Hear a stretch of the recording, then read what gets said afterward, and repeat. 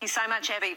Should kids be allowed to handle guns at school? New guidelines have been drawn up after the Army brought weapons to a primary school in Palmerston North recently as part of an education day. The issue was raised in Parliament by Green MP Catherine Delahunty, who joins us from Wellington. Good morning. Kia ora, good morning. Now, how did you hear about this case? Well, it was actually raised with me by various parents who'd seen it in the newspaper, and I got these messages. So I looked into it and I wrote to the Minister of Defence to ask some questions which I haven't had answers to yet. And then I thought, well, I'm going to ask the Minister of Education. So yesterday she was at our select committee and I asked the new Minister, Nikki Kaye, what did she think about it? Because this wasn't about gun education. This was about learning how to use assault rifles. Right, and we've heard what she had to say, that she's pretty conservative on it and she wants the guidelines to be rewritten. Do you believe that this was just a one-off, or have you heard from some of your constituents that perhaps it's more widespread than that? I don't think it's widespread, but I think if it continues, it normalises teaching children in the education system how to use guns that are not for killing a possum or hunting, but for killing people. And I don't think that's cool in our education system. Do you honestly think the Army was demonstrating how to kill people? Well, if you have a look at the pictures, they were showing the kids how to load and prepare to be ordered to fire.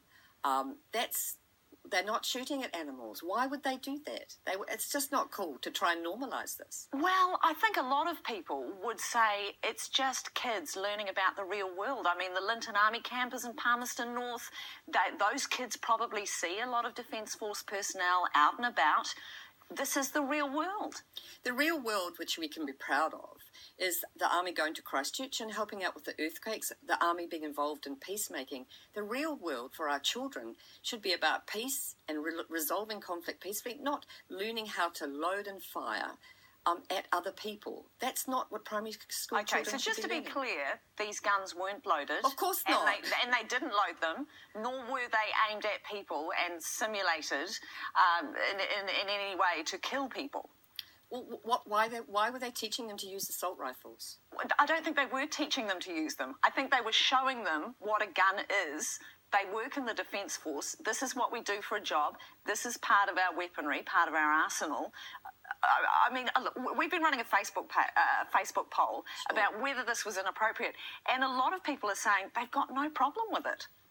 Well, a lot of people do have a problem with it too, and I think the education system is not the place where we teach kids how to use assault rifles, because that's what they were doing. I've seen the interview in the local paper where the children were told exactly how to lift the gun, put it on their shoulder, wait for the order to fire.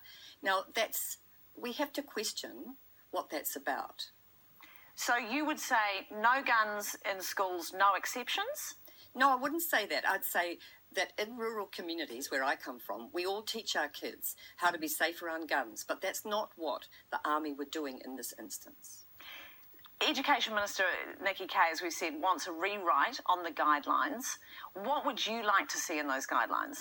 Well, I think the guidelines need to be practical, and obviously, Nikki was concerned that we shouldn't prevent the Armed Defenders Squad keeping people safe and all of that kind of thing, and I totally agree with that. I think that in high school where kids are doing target shooting for sport, that's completely different, but I think the guidelines could be pretty clear that the New Zealand Army should not be teaching primary school children how to load or hold an assault rifle, which is for killing people. Catherine Delahunty, thank you so much for your time this morning. Oh, it's dividing people. Yeah.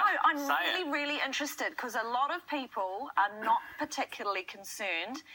And I tell you what, I think it's because I've got boys.